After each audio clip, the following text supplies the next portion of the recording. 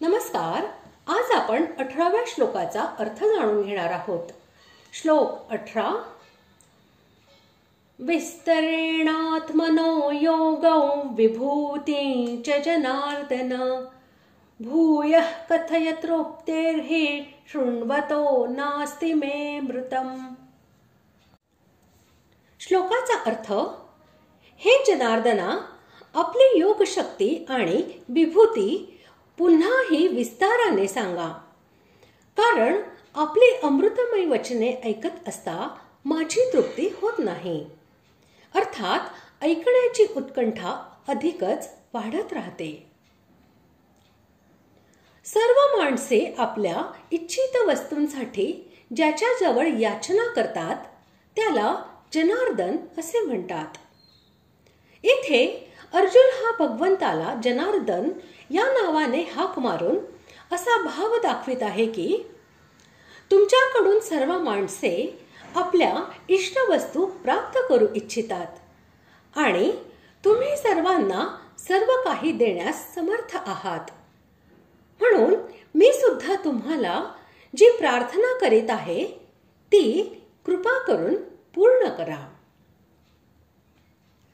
ज्या आपल्या ईश्वरीय शक्तीने भगवंत स्वतःच या जगाच्या रूपाने प्रकट होऊन अनेक रूपांमध्ये विस्तार पावतो, त्या शक्तीचे नाव योग असे आहे आणि त्या विभिन्न रूपांच्या विस्ताराचे नाव विभूती असे आहे.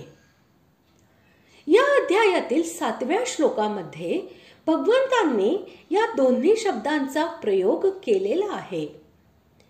तिथे त्यांचा अर्थ विस्ताराने लिहिलेला आहे.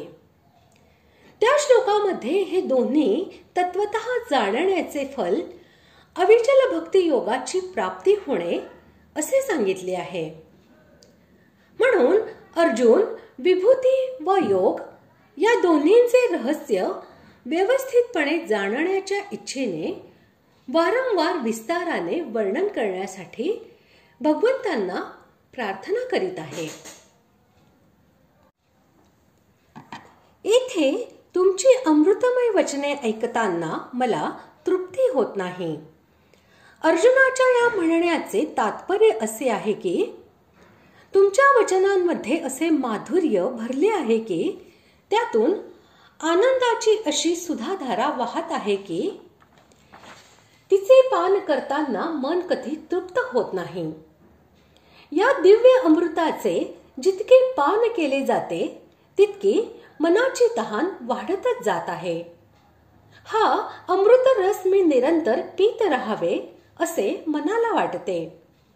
म्हणून हे भगवंता, अमुक गोष्ट तर सांगितली आहे किंवा बरेच काही सांगून टाकले आहे व आता आणखी काय सांगायचे असा विचार करू नका. फक्त दया करून या अमृताचा वर्षाव करीत राहा. तुम्ही वर्षाव करीत चला व मी पान करीत राहतो. अशा प्रकारे आज आपण 18व्या श्लोकाचा अर्थ जाणून घेतला. पुढील भागात आपण 19व्या श्लोकाचा अर्थ जाणून घेणार आहोत. धन्यवाद.